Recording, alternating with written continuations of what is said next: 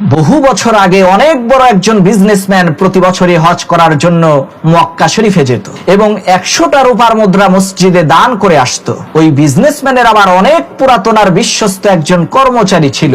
একবার সেই বিজনেসম্যান তার সেই কর্মচারীকে বলল, আমি তো প্রতি বছরই হজে যাই, আর আমার অনুপস্থিতিতে খুবই আমানতদারিতার সাথে তুমি আমার বাড়ি ঘর দেখাশোনা করো। এজন্য আমি চাই এইবার আমার পরিবর্তে তুমি হজে যাও, এতে করে তুমি আল্লাহ তাআলার পবিত্র ঘর আর নবীজির রওজা জিয়ারত করে আসতে পারবা। কর্মচারী তো মহা খুশি।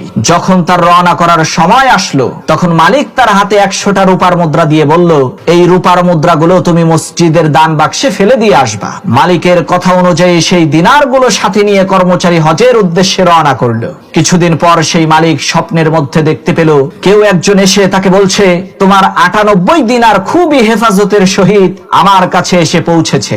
মালিকের ঘুম ভাঙার সাথে সাথে তিনি খুবই আশ্চর্য হলেন যে আমার ওই কর্মচারীর কি এমন প্রয়োজন হয়েছিল যে সে ওই 100 দিনারের মধ্য থেকে 2টা দিনার খরচ করে ফেলেছে এবং 98 দিনার মসজিদে দিয়েছে। কিছুদিন পর যখন ওই কর্মচারী হজ করে ফিরে আসলো, তখন মালিক ওই কর্মচারীকে জিজ্ঞেস করলো, কি ব্যাপার, মক্কা শরীফে যাওয়ার পর তোমার কি এমন প্রয়োজন হয়েছিল যে তুমি ওই 100টা দিনারের মধ্য থেকে 2টা দিনার খরচ করে 98 দিনার মসজিদে দান করেছো?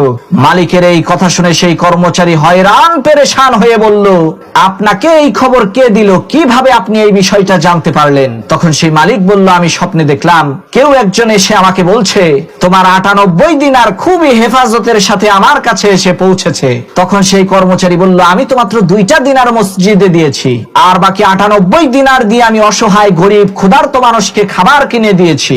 কর্মচারীর এই কথা শুনে মালিক তার মাথায় হাত দিয়ে বলল, সর্বনাশ, তাহলে তো আমি এত বছর ভুল জায়গায় টাকা দিয়েছি।